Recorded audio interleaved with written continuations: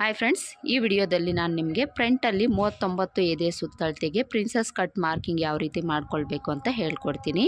Princess ಕಟ್ಗೆ ಮೊದಲು ನಾವು ಬಸ್ಟ್ ಪಾಯಿಂಟ್ ಮಾರ್ಕ್ ಮಾಡ್ಕೊಳ್ಬೇಕು. ಶೋಲ್ಡರ್ ಕಡೆಯಿಂದ 39 ಎದೆ ಸುತ್ತಳತೆಗೆ ಬಸ್ಟ್ ಪಾಯಿಂಟು 10.5 ಇಂಚ್ ತಗೊಳ್ಬೇಕು. 10.5 ಇಂಚ್ ತಗೊಂಡು ಈ ಥರ ಮಾರ್ಕ್ ಮಾಡ್ಕೊಳ್ಳಿ. ಮಾರ್ಕ್ ಮಾಡಿಕೊಂಡು ಈ ಬಸ್ಟ್ ಪಾಯಿಂಟ್ ಹತ್ರ ವಿಡ್ತು 4 ಇಂಚ್ ತಗೊಳ್ಬೇಕು. 4 ಇಂಚ್ಗೆ ಮಾರ್ಕ್ ಮಾಡಿಕೊಂಡು ಈ ವಿಡ್ತಲ್ಲಿ 1/2 ಇಂಚ್ ಕಡಿಮೆ ತೊಗೊಂಡು ಇಲ್ಲಿ 3.5 ಇಂಚ್ಗೆ ಮಾರ್ಕ್ ಮಾಡ್ಕೊಳ್ಬೇಕು. ಮಾರ್ಕ್ ಮಾಡಿಕೊಂಡು ಇಲ್ಲಿಂದ ಇಲ್ಲಿಗೆ ಜಾಯಿಂಟ್ ಮಾಡ್ಕೊಳ್ಳಿ. ಈಗ ಈ ಮಾರ್ಕಿಂಗಿಂದ 39 ಎದೆ ಸುತ್ತಳತೆ ಇರೋಂಥವ್ರಿಗೆ 2.5 ಇಂಚು ವಿಡ್ತ್ ತೊಗೊಂಡು ಒಂದು ಮಾರ್ಕ್ ಮಾಡ್ಕೊಳ್ಬೇಕು.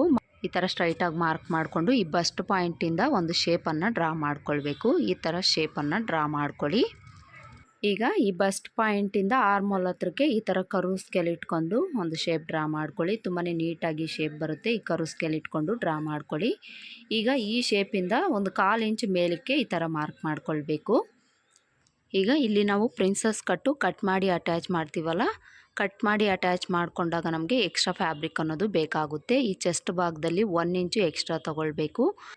ಹಾಗೆಯೇ ಸೊಂಟದ ಅಳತೆ ಹತ್ರನೂ ಸಹ 1.5 ಇಂದ 2 ಇಂಚು ಎಕ್ಸ್ಟ್ರಾ ತೊಗೊಂಡು ಇಲ್ಲಿಂದ ಇಲ್ಲಿಗೆ ಜಾಯಿಂಟ್ ಮಾಡ್ಕೊಳ್ಬೇಕು. ನೋಡಿದ್ರಲ್ಲ, ಫ್ರಂಟಲ್ಲಿ 39 ಎದೆ ಸುತ್ತಳತೆಗೆ ಪ್ರಿನ್ಸಸ್ ಕಟ್ ಮಾರ್ಕಿಂಗ್ ಮಾಡ್ಕೊಳ್ಳೋದಕ್ಕೆ ಬಸ್ಟ್ ಪಾಯಿಂಟ್ ಎಷ್ಟು ತೊಗೊಳ್ಬೇಕು, ಡಾಟ್ ವಿಡ್ತ್ ಎಷ್ಟು ತೊಗೊಳ್ಬೇಕು, ಯಾವ ರೀತಿ ನಾವು ಶೇಪನ್ನು ಡ್ರಾ ಮಾಡ್ಕೊಳ್ಬೇಕು ಅಂತ ತೋರಿಸಿದ್ದೀನಿ.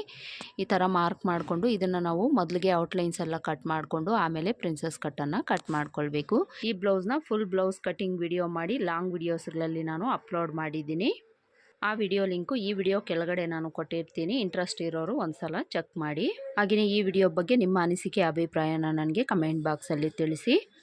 ಇದಿಷ್ಟು ಇವತ್ತಿನ ಮಿನಿ ವ್ಲಾಗ್. ಈ ವಿಡಿಯೋ ನಿಮ್ಗೆ ಹೆಲ್ಪ್ ಆಯಿತು ಅಂತ ಅನಿಸಿದ್ರೆ ವಿಡಿಯೋ ಒಂದು ಲೈಕ್ ಕೊಡೋದನ್ನು ಮರಿಬೇಡಿ. ಮತ್ತೆ ಸಿಗೋಣ ಮತ್ತೊಂದು ಮಿನಿ ವ್ಲಾಗಲ್ಲಿ. ಅಲ್ಲಿವರೆಗೂ ನಮಸ್ಕಾರ. Thanks for watching.